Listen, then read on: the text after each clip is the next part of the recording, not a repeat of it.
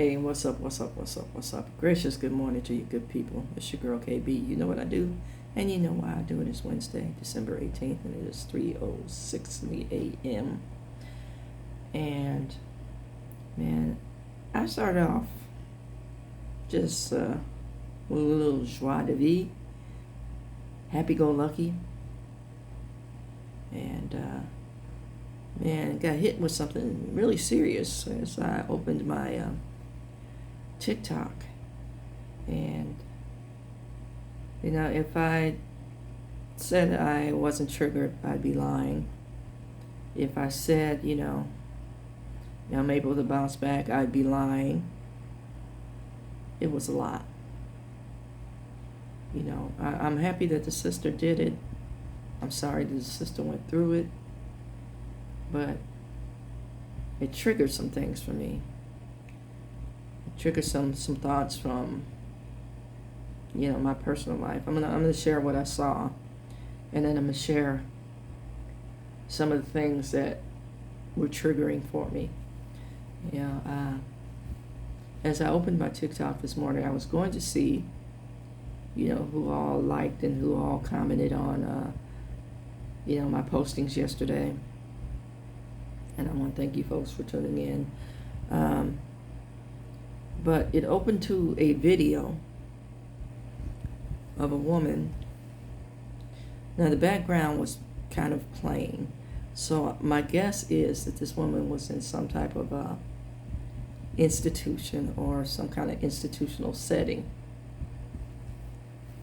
But as the story unfolded, the woman had a black eye, and half her head was swollen. And she started to share her story. And the story was one of many women. The sister met somebody and allowed them to move in. They romanticized her online from another state, moved to the state where this woman was living. And they got into a situation of domestic violence. Now, the woman was upset with herself, saying that she didn't do her due diligence in doing background checks, because the brother had several wants and warrants and cases of domestic violence. The woman described speeding on the freeway while this man was beating her and slamming her head against the dashboard of her car, and then proceeded to beat her more as they got behind closed doors. And she described her escape. And so, based on, again, the background, I'm guessing she was in a domestic violence shelter as she discussed this. But all along the way, she kept blaming herself.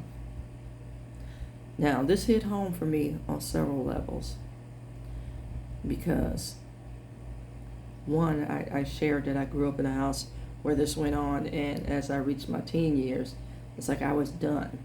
I'm tired of bullies.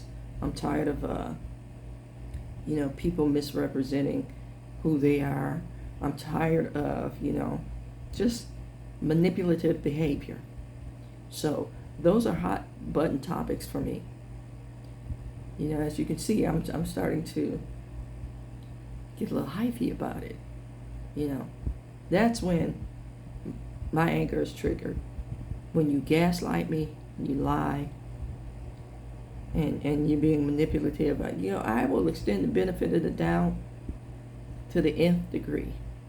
But when it gets to a point where, now I know you're insulting my intelligence, you're playing, in a safe environment, mistaking kindness for weakness, and you continue to do so even after I called it out, we're going to have a problem. We're going to have consequences and repercussions, as the movie line goes. And then, if you get so bold enough to think to think that you can put hands on me, oh, then we're really going to do the dance. So I need you to know that. And, I talk about my anger, and that's my anger stems from. Gaslighting, manipulation, lying, and not being accountable. I can even have a conversation if you say, hey, this is what I'm doing, I'm messed up. I need you to, and you go on to explain. But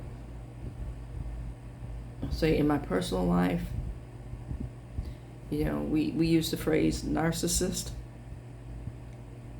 And, I hate that word, but on some levels it applies, and it applies for self-seeking, self-serving behavior. And that self-seeking, self-serving behavior is a result of an individual's trauma, unhealed trauma, and desire for normalcy, or desire to fit in, so they create this fantasy, rather than to sit with self and heal. It's like an energy vampire. I need a source. Feed me, see more. And some of you know what that line is from, this Little Shop of Horrors, and that's what it turns into. The fragility of human beings is something to behold. Again, I can take accountability for my stuff because I know I've just laid out my triggers. Lying, manipulating, gaslighting, evading, all to maintain this image that you've created for yourself. Now, if you study this cycle of domestic violence, the violence is triggered by anything that takes you out of how you see yourself, such as the truth. And I want to say, narcissistic behavior, when confronted with the truth, you go to the 3 Ds: deny, deny, deny. When confronted with the truth, you'll go to somebody who benefits from your sickness to validate your lie. You'll control the narrative in order to avoid accountability.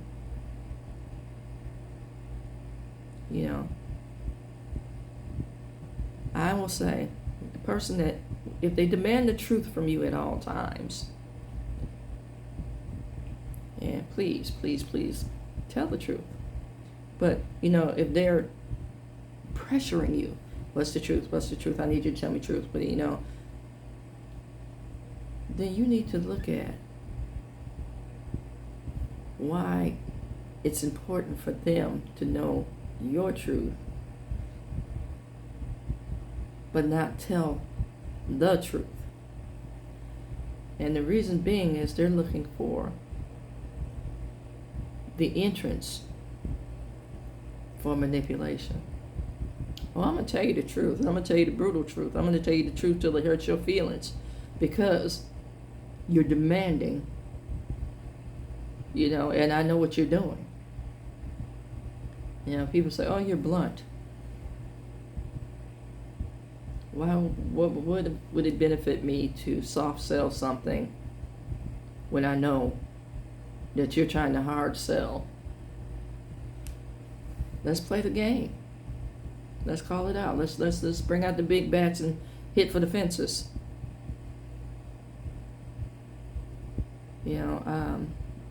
People don't like that because there's a self-seeking, self-serving motive behind whatever it is that they're requesting from you. Most people who demand the truth in such a way as I'm describing, are inveterate liars. I need you to hear that. You know, it's like Satan speaking to you, because there's some manipulation behind that. I'm all for free discourse. I'm all for having a conversation about difficult things. And I'm all for, hey, we can walk away in love, agreeing to disagree, or having different opinions about certain things. But I'm not for the manipulation. If somebody's constantly changing their boundaries, it's intentional to keep you off balance. And that's no way to go through life. That's no way to stay plugged in. That's no way to stand flat-footed. You know, you've heard me talk in boxing terms. It's a constant jab to keep you off balance, and they're setting you up for the big punch.